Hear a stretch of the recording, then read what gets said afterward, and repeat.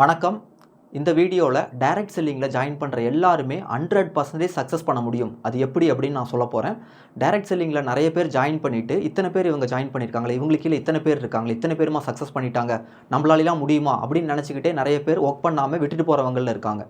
இந்த டைரக்ட் செல்லிங்கை பொறுத்த வரைக்கும் ஒரு விஷயம் நல்லா புரிஞ்சுக்கோங்க. ஜாயின் பண்ணுறவங்க யார் வேணால் ஜாயின் பண்ணுவாங்க. ஏன்னா இது வந்து ஃப்ரீயாகவே ஜாயின் பண்ணிக்கலாம்.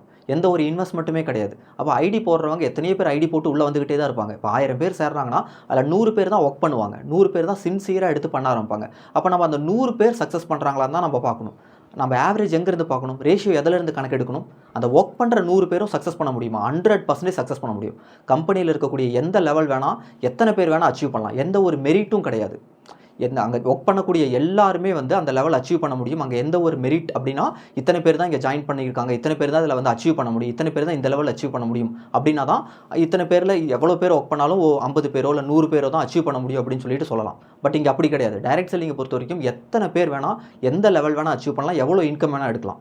அப்போ இங்கே உள்ளே வந்து ஒர்க் பண்ணுற எல்லாராலையுமே இங்கே அச்சீவ் பண்ண முடியும். இங்கே டைரக்ட் செல்லிங்கில் மட்டும்தான் 100% சக்ஸஸ் ரேஷியோ இருக்கக்கூடிய ஒரே ஒரு இடம்.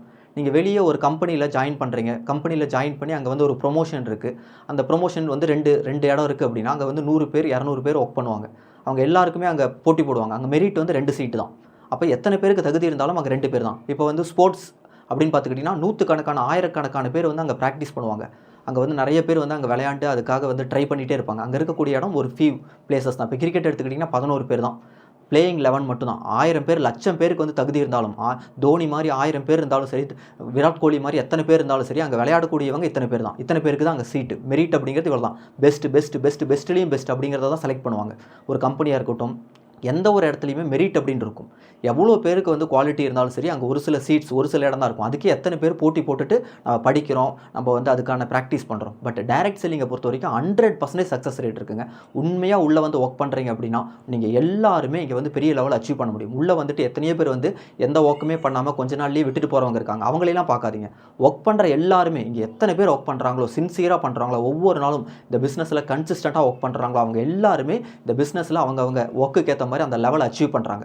எந்த ஒரு மெரிட்டும் கிடையாது. இவ்வளோ சீட்டு தான், இவ்வளோ பேர் தான் அச்சீவ் பண்ண முடியும், இவ்வளோ பேர் தான் லேக்ஸில் இன்கம் எடுக்க முடியும், இவ்வளோ பேர் தான் அந்த லெவல் அச்சீவ் பண்ண முடியும்னு எந்த ஒரு கண்டிஷனும் கிடையாதுங்க. நீங்கள் ஒர்க் பண்ணுறீங்களா, யாரையும் பார்க்காதீங்கன்னா, அவங்க ஒர்க் பண்ணுற ஸ்டைல் வேறு, அவங்க கொடுக்கக்கூடிய நேரம் வேறு மாதிரி இருக்கும். பட் நீங்கள் வந்து அதை விட பெட்டராக பண்ணுறீங்க, அதை விட பெஸ்ட்டாக கொடுக்குறீங்க அப்படின்னா உங்களுக்கான இடத்து வரும். அவங்களாலேயே பண்ண முடியும், நம்மளால முடியுமா அப்படின்னு மட்டும் எப்பயுமே யோசிக்காதீங்க.